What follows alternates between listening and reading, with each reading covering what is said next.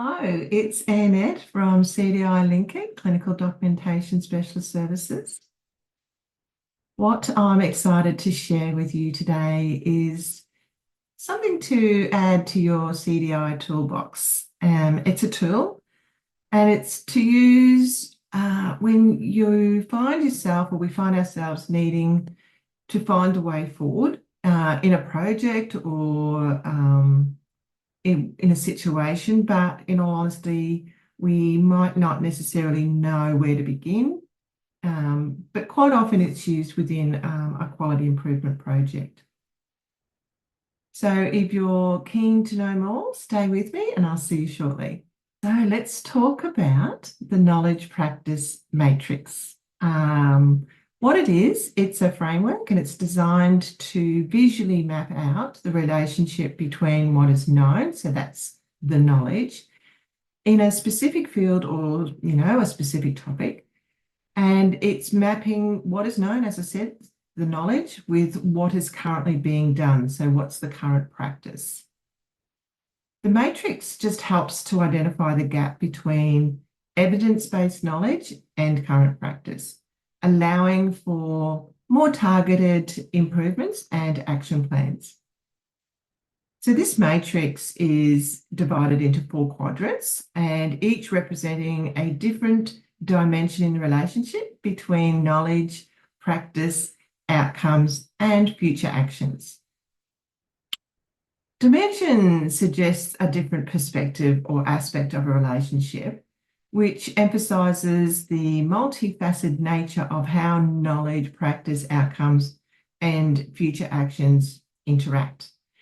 And dimension highlights the idea of viewing the relationship from different angles or components, which works well when discussing complex interconnections. So let's talk about how the matrix is structured. So up on the top left-hand quadrant is the we know, and that's the knowledge. So this quadrant, it represents all the evidence, all the guidelines, best practices that are established through research and experience. It includes what we know about perhaps from clinical studies, expert recommendations, data analysis, and validated field findings in the field. So an example here might be, so we're in healthcare, but it could include established sepsis recognition protocols, sepsis clinical standards, etc. If the topic is sepsis. All right. Now, if we go to the top right-hand side, the quadrant is the but we, and that's our current practice. So we know all this knowledge, we know all of this, but this is what we do. Okay, and this quadrant reflects what is currently being practiced in our real-world settings. It may include habits, institutional norms, or practical actions that might not fully align with best practice. So an example here, if we still talk about sepsis, is that clinicians might not fully adhere to the sepsis protocols, due to various reasons, really, time constraints or lack of resources, even though they do know the guidelines. So the bottom left-hand quadrant is the and we find. So that's what our outcomes are based on our current practice. So this quadrant, it really does capture the outcomes or the results that arise from our current practice. So it serves as a performance measurement showing whether the actions taken in the but we, so our current practice, are delivering the expected results or leading to issues. So, for example, if we continue along that sepsis thinking, if sepsis protocols are not fully followed, outcomes might show delays in sepsis recognition, leading to higher patient mortality rates. So it could be 40% of patients with sepsis are not on the sepsis pathway.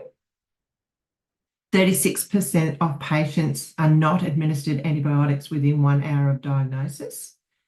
61% mortality in patients over the age of 65. So they would be measurements based on current practice. Then we go to the bottom right-hand side of the quadrant, and this is therefore we. And this essentially is the action plan that we're going to take. So this quadrant, it really does focus on what needs to be done to close the gap between what we know, which is the knowledge, and but we, which is current practice. So closing the gap between knowledge and current practice, essentially. It involves formulating actionable plans to align practice with evidence and improve performance and improve our outcomes. So an example here, continuing on with the sepsis example, is implementing staff training sepsis pathway and clinical standards.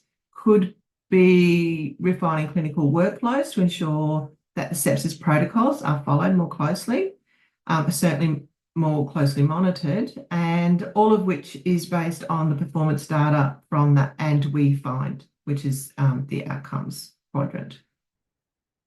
So how does this all work in action? So the knowledge practice matrix is a continuous process. It starts by assessing what is known and identifying discrepancies between the knowledge and current practice. Next, it evaluates the outcomes of these current practices using performance data to highlight areas for improvement, as I mentioned. And finally, the matrix leads to creating an action plan to close the gap, guiding teams towards better alignment with evidence-based practices. So where else might we use this? Like I gave the example of a clinical example of sepsis. So what other examples might we use? So it could be, we're talking about healthcare in general. It could be identifying gaps between clinical guidelines and what healthcare providers are actually doing, such as, helping to improve patient care. In terms of education and training, and this is one that could be CDI specific, it's mapping out teaching best practices versus what educators and CDI as trainers are implementing as part of our clinician training presentations, which could lead to adjustments to our training sessions. Specifically for a CDI program, it could be analysing industry standards against a team's current operational practices in regards to boost efficiency and performance. So that's a CDI team or program. So to sum this all up, the knowledge practice matrix is a practical tool for analysing the alignment between what we know from research and what is actually being practiced. And it provides a clear path forward, closing gaps and improving outcomes. It sits really nicely within the plan phase of the PDSA cycle, so plan, do, study, act, that we so often use in quality improvement projects. And, we are really quite familiar with PDSA. In the description, I will leave the link to an infographic document regards the knowledge practice matrix for you to use. And if you do use the matrix, I would be really keen to hear in what context you used it and how you found the tool itself, whether it was beneficial or of value. And either message me privately or pop a comment below, that's fine. And I look forward to hearing from you. So as always, be passionate, be innovative, take care and stay safe. Bye for now.